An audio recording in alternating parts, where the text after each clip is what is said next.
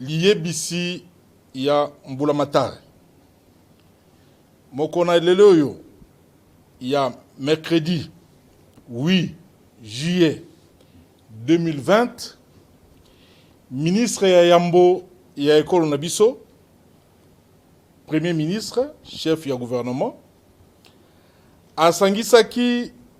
ba ministre vice premier ministre ministre de l'Intérieur, Sécurité, Paix, Affaires coutumières, ministre d'État, ministre de la décentralisation, Paix, réforme institutionnelle,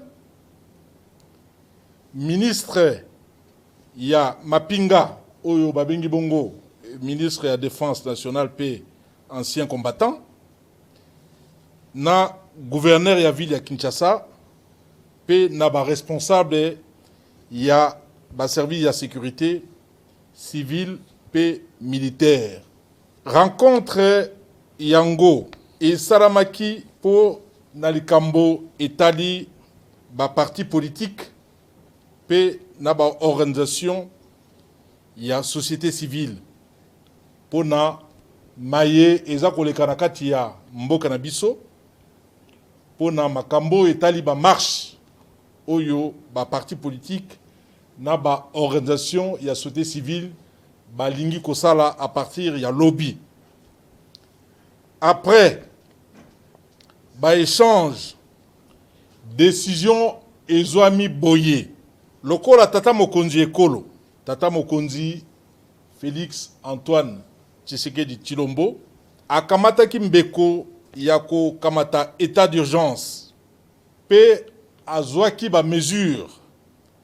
ya riposte ba mesure barrière oyo baninga nyonso toyebi epekisami kosalisa ba marche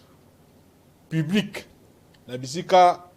ya etando public na Kinshasa pe na mboka nyonso ya biso donc Congo démocratique. Tosengi na ba leader na bakambi ya plateforme cash na FCC pour bangonde bazako kamba ekolo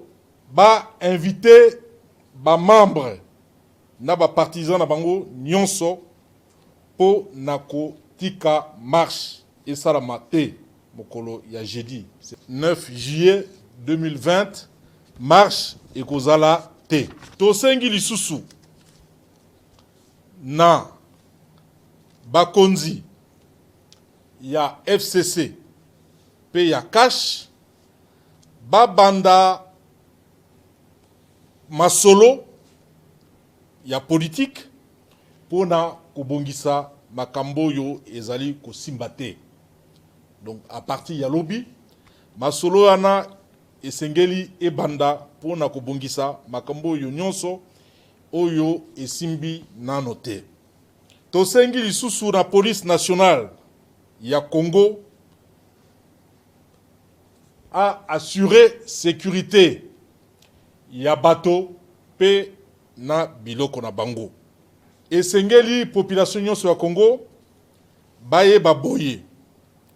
ba marche na etando nyonso ya mboka na biso Congo epikisami ti kino état d'urgence ekosila. Esengeli pe to respecter ba geste barrière.